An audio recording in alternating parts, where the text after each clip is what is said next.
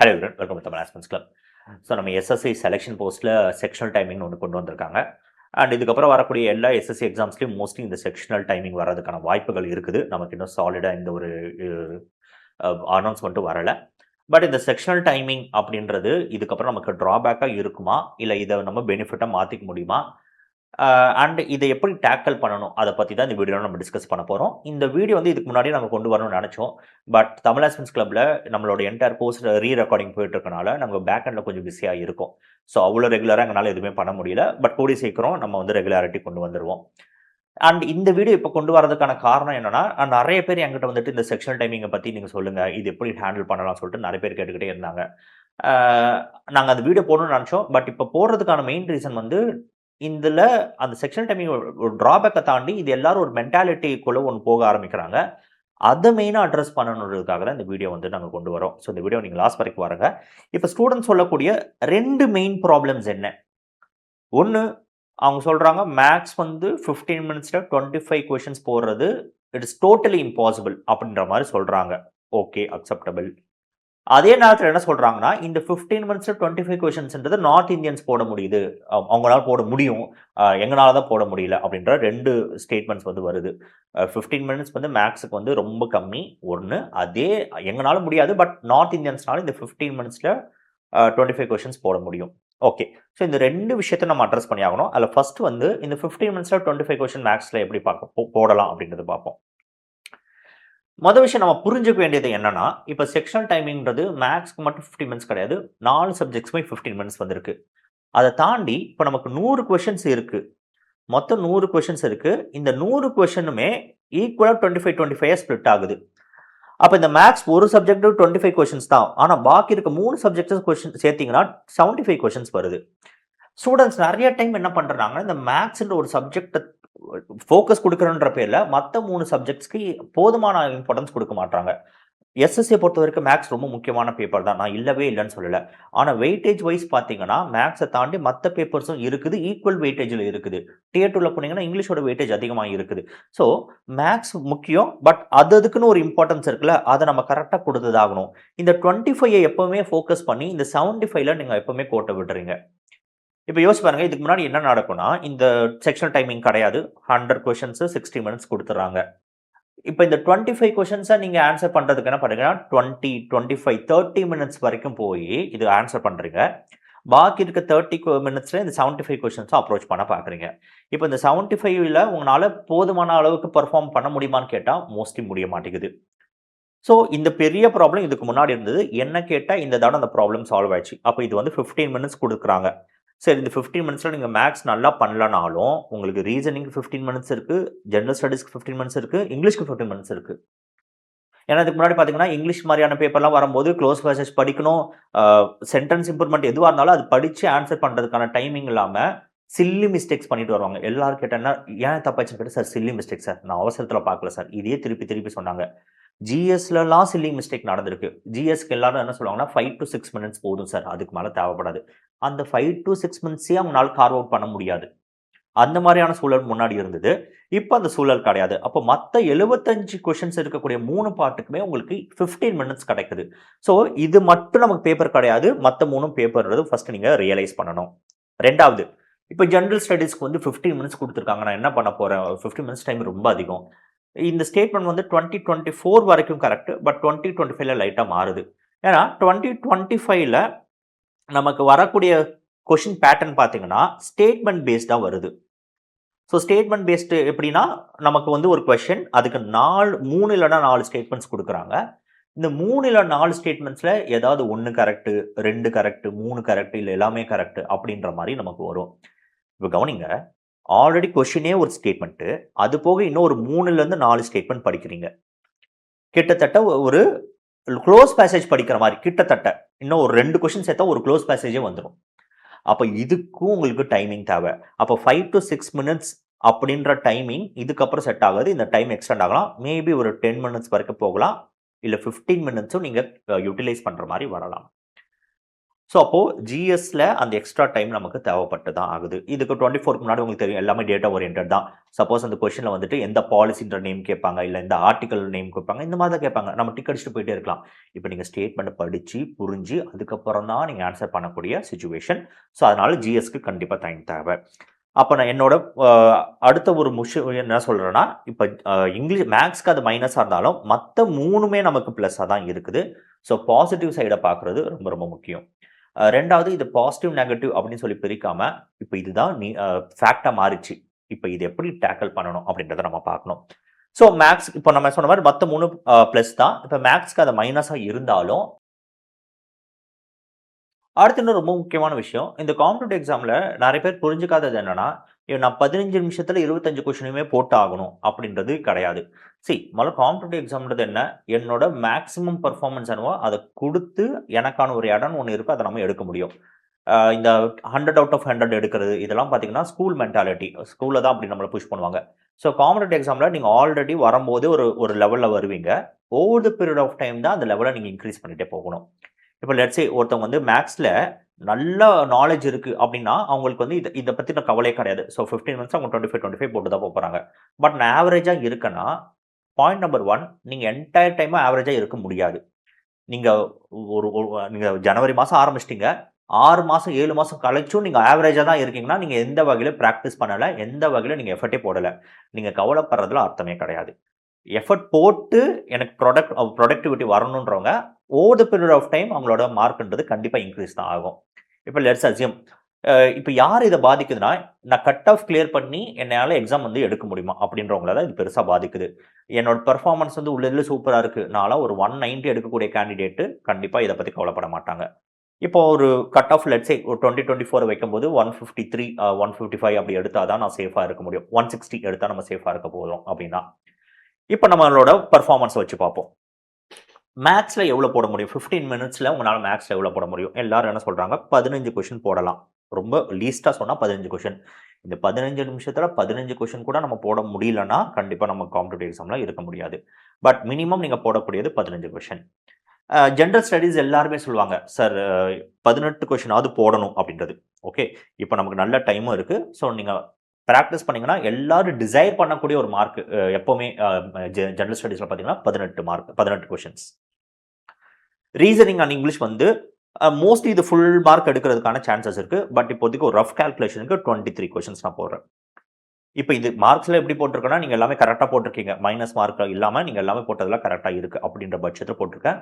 In case இப்போ நான் சொன்ன நம்பர்ஸை விட நீங்கள் அதிகமாக போட்டிருக்கலாம், அது 2 கம்மியாகி ஒரு ஆவரேஜாக ஒரு இடத்துல வந்து நிற்கிறீங்கன்னா, இப்போ இது என்னது, ஒரு 6 14 19 19 2 4 6 7 79 கொஷின் போட்டிருக்கேங்க. 79 கொஷின் பார்த்தீங்கன்னா 158 மார்க் வந்து இப்போ நான் போட்டதில் தோராயமாக வருது. இப்போ நீங்கள் கேட்க வேண்டிய கேள்வி, இப்போ மேக்ஸில் 15ன்றது ஒரு பக்கம் வச்சுப்போம், ஜிஎஸ் 18க்கு நம்ம ரெடியாக இருக்கோமா, ரீசனிங்கில் 23 நம்மளால் எடுக்க முடியுமா, இங்கிலீஷில் 23 நம்மளால் கை வைக்க முடியுமா, இதுதான் நீங்கள் கேட்க வேண்டிய கேள்வி. இந்த ஏரியாஸை வச்சுட்டு இப்போ இந்த ஏரியாவில் நீங்கள் லோவாக பர்ஃபார்ம் பண்ணாலும் பாதிக்கல. சப்போஸ் ஒருத்தவங்க நல்ல மேக்ஸ் பண்ணுறாங்க, அவங்களால 20 வரைக்கும் போட முடியுதுன்னா அப்போ தான் அவங்க வந்து டாப்பர் ஏரியாக்குள்ளே போகிறாங்க. இதுவும் நல்லா போட்டுட்டு அவங்களால 20 போகிறாங்கன்னா அதுக்கப்புறம் டாப்பர் போகிறாங்க. ஆனால் ஒரு 15 உங்களால் அக்வயர் பண்ண முடிஞ்சிட்டாலே உங்களோட கட் ஆஃப் இந்த இடத்துல வந்து நிற்கும். ஸோ நீங்கள் மேக்ஸை பற்றி மட்டுமே கவலைப்படுறனால தான் இப்போ இந்த மற்ற 3 ஏரியாவில் என்ன ஃபோக்கஸ் இருக்க மாட்டேங்குது. நான் எப்பவுமே ஸ்டூடெண்ட்ஸ்க்கு சொல்கிறது ஒன்று தான், உங்கள் ப்ராக்டிஸில் நீங்கள் எப்பவுமே அதிக டைம் மேக்ஸ் தான் கொடுக்கணும், நான் இல்லைன்னு சொல்லவே இல்லை. ஆனால் அதுக்கு அடுத்தடுத்து இருக்க ஏரியாவுக்கு கொடுக்கக்கூடாதுன்றது கிடையாது, அதுக்கும் நீங்கள் இம்பார்ட்டன்ஸ் கொடுத்து தான் ஆகணும். ஸோ அப்போ நீங்கள் கேட்க வேண்டியது, இப்போ இங்கிலீஷில் நான் 23 இல்லை 25 எடுக்க போகிறேன், அப்போ 25 எடுக்கிறதுக்கு என்ன தேவை, கிராமர் எல்லா கான்செப்ட்ஸும் தெரியுதா, நான் எல்லா ரூல்ஸும் நான் படித்து வச்சுருக்கேன்னா, நான் போதுமான அளவுக்கு அங்கே ப்ராக்டிஸ் பண்ணி வச்சுருக்கேன்னா, ஒகேபுலரி நான் எவ்வளோ தூரத்துக்கு கவர் பண்ணியிருக்கேன், டெய்லி நான் ரீடிங் பண்ணுறேன்னா, இந்த ஏரியாஸை நீங்கள் பார்க்க ஆரம்பிக்கணும். ஸோ அப்போ நீங்கள் கால்குலேஷன் வச்சுக்கோங்க.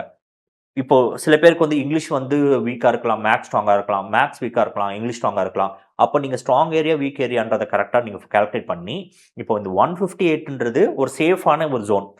ரெண்டாவது 2024 பேப்பர் வந்து ரொம்ப ஈஸியான பேப்பர்ஸாக தான் இருந்தது, அதனால தான் கட் ஆஃப் வந்து 153 கிட்ட வந்துச்சு. 2025ல அப்படி கேஸ் உல்ட்டாவாக மாறிச்சு, 130 135 கிட்ட தான் வந்தது. அப்போ இப்படி பார்க்கும்போது இந்த இந்த இந்த மார்க்ன்றது ரொம்ப பெரிய மார்க் தான். ஸோ அப்போ ஆன் பேப்பர் இது பாசிபிளாக தான் இருக்குது. ஆன் பேப்பர் நான் சொல்லும்போது. அப்போ இதில் கேள்வி எங்கே வருதுன்னு பார்த்தீங்கன்னா, இதை அப்ரோச் பண்ண இதை வச்சு செயல்படக்கூடிய ஸ்டூடெண்ட்ஸ் மேலே தான் இந்த கேள்வி வருது. இப்போ மேக்ஸை நம்ம எப்படி டேக்கிள் பண்ணலான்றது பார்ப்போம். ஃபர்ஸ்ட் அண்ட் ஃபார்மோஸ்ட் மேக்ஸுக்கு ஒரு கரெக்டான ஸ்ட்ராட்டஜி இதுக்கப்புறம் நம்ம ஃப்ரேம் பண்ணணும். ஆனால் அந்த ஸ்ட்ராட்டஜி வந்து இப்போ நான் ஒரு ஸ்ட்ராட்டஜி சொல்லி அது எல்லாருக்குமே செட் ஆகுமான்னு கேட்டால் கிடையாது. ஒருத்தவங்களுக்கு ஒரு மாதிரி ஒர்க் அவுட் ஆகும். இப்போ ஒரு ஜென்ரல் ஒப்பீனியன் ஒன்று சொல்கிறேன்.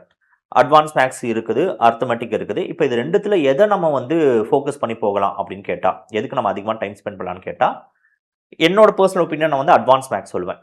ஏன் அட்வான்ஸ் மேக்ஸ்னா, அட்வான்ஸ் மேக்ஸ் வந்து நிறைய ஸ்டெப்ஸ் போடுற மாதிரி இருக்கும். கொஞ்சம் டைம் கன்சியூமிங்காக இருக்கும். ஆனால் ஒரு விஷயம் என்னன்னு பார்த்தீங்கன்னா, அட்வான்ஸ் மேக்ஸ் வந்து என்ன ஃபார்முலான்னு தெரிஞ்சால் அந்த ஃபார்முலா போட்டால் முடிஞ்சிருச்சு. இந்த கொஷின் படித்து அந்த கொஷின் வந்து புரிஞ்சுக்கணுன்ற அவசியம் வந்து அட்வான்ஸ் மேக்ஸை பொறுத்த வரைக்கும் ரொம்ப கிடையாது. அர்த்தமெட்டிக்கை கம்பேர் பண்ணும்போது. இப்போ அர்த்தமெட்டிக்கில் simple interest, compound interest, time and work, time and distance, time speed distance இதெல்லாம் கேட்டு அவங்க என்ன கேட்க வரான்ற புரிஞ்சுக்கிற அந்த கொஷின் அதுவே நமக்கு ரொம்ப டைம் ஆகிடும். ரொம்ப மைண்ட் பாக்லிங்காக இருக்கும். ஆனால் இதுவே நம்ம கம்பேர்ட்லி அட்வான்ஸ் மேக்ஸில் ஒரு கொஷின் சால்வ் பண்ணுறோன்னா கொஞ்சம் அதை விட இது கொஞ்சம் டைம் எடுத்தாலும் இதில் ஒரு அக்யூரேசி வர்றதுக்கான வாய்ப்புகள் அதிகம். ரெண்டாவது டைரக்டாக ஃபார்முலாஸ் அப்ளை பண்ணி நம்மளால ஆன்சர் கொண்டு வந்துட முடியும்.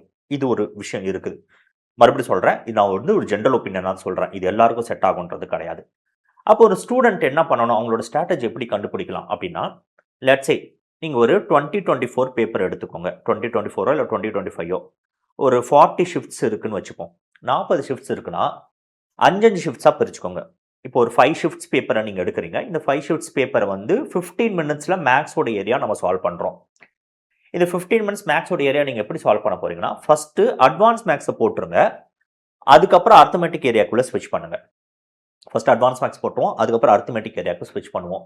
இப்போ அர்த்தமெட்டிக் ஏரியாவில் வரும்போது கூட கொஷின் படித்து சில பேர் கொஷின் படித்து புரிஞ்சுக்கிறதுல ப்ராப்ளம் இருக்கும். அப்போ அவங்க என்ன பண்ணலாம், time and work, simple interest, compound interest இந்த மாதிரி கொஷினை லீஸ்ட் இம்பார்ட்டன்ஸ் கொடுத்துட்டு சிம்பிளிஃபிகேஷன், ஹெச்சிஎஃப், எல்சிஎம் இந்த மாதிரியான சம்ஸ்க்கு கொஞ்சம் ப்ரையாரிட்டி கொடுக்கலாம்.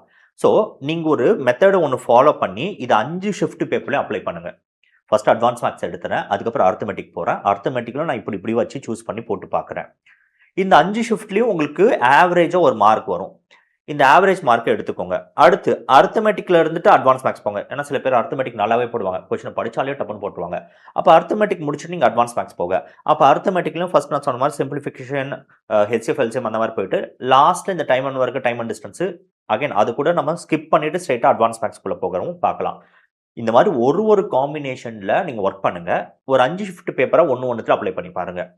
நீங்கள் ஒரு ஸ்ட்ராட்டஜியும் ஒரு ஷிஃப்ட் பேப்பர் அப்ளை பண்ணி நீங்கள் டேட்டா எடுக்க முடியாது. அட்லீஸ்ட் 5 ஷிஃப்ட் பேப்பர் அப்ளை பண்ணாதான் உங்களுக்கு ஆவரேஜாக என்ன கொடுக்குதுன்னு பார்ப்போம்.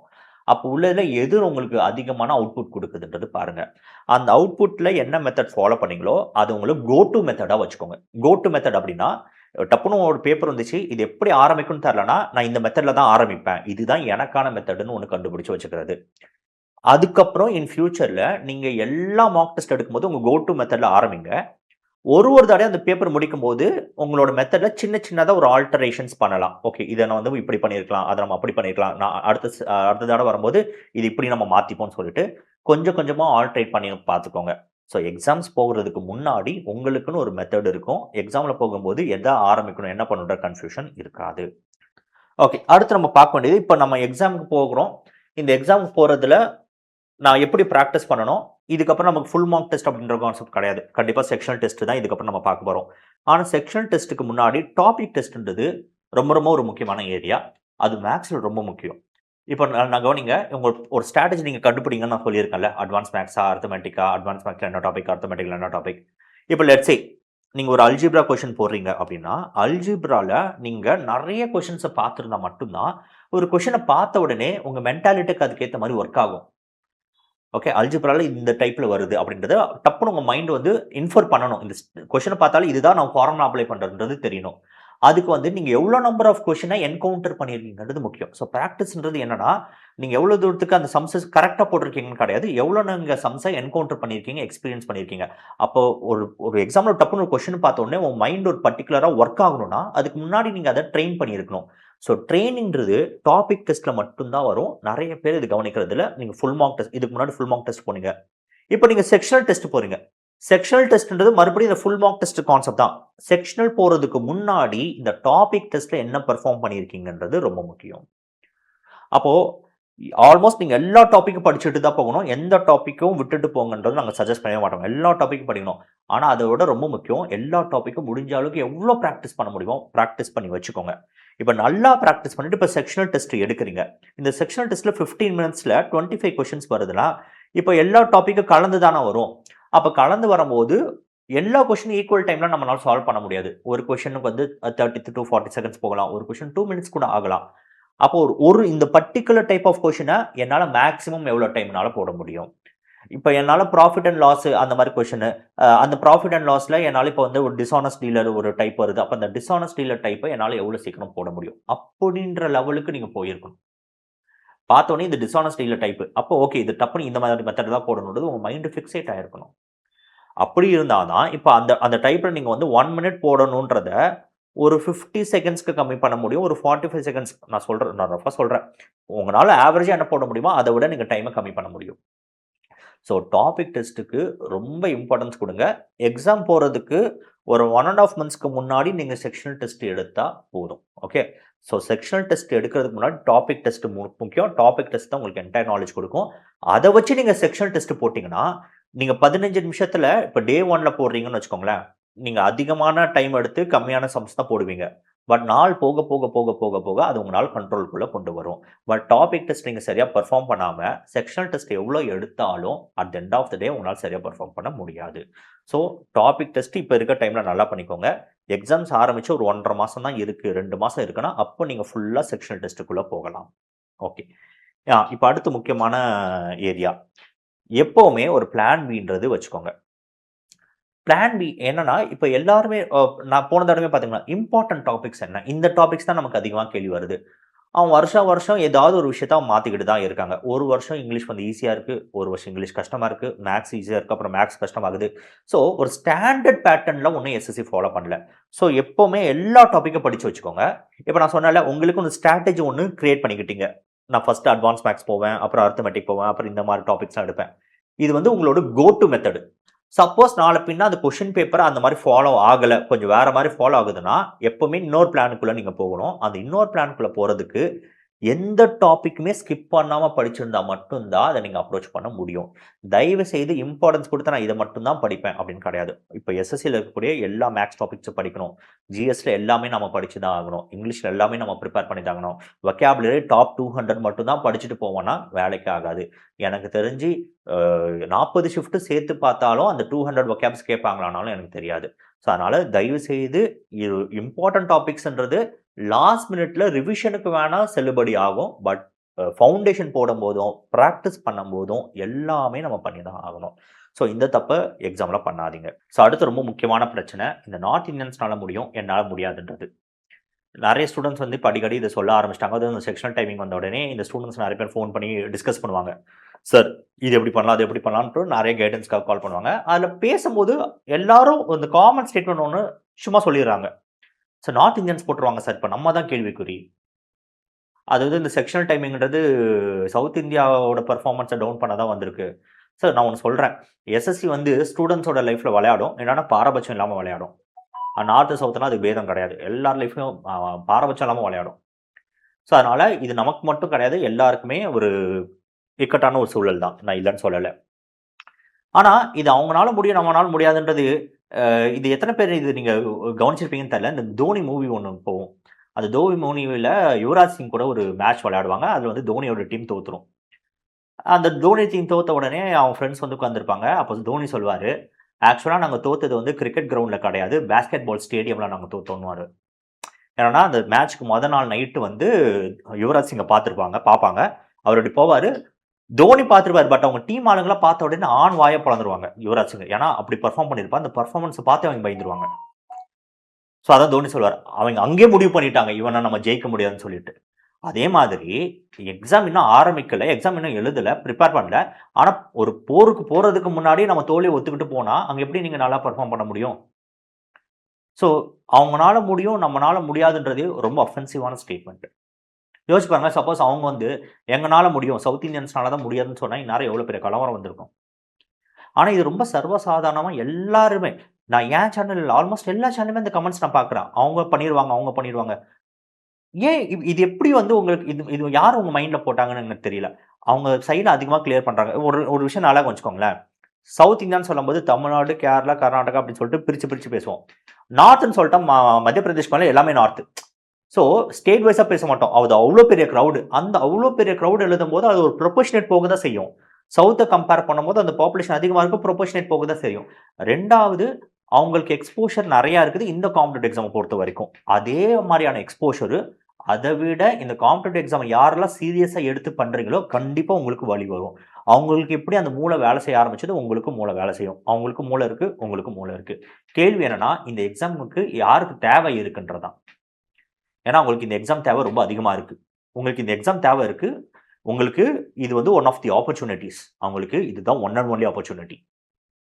அதனால இங்க மைண்ட் செட் தான் பெரிய ப்ளே பண்ண போகுது.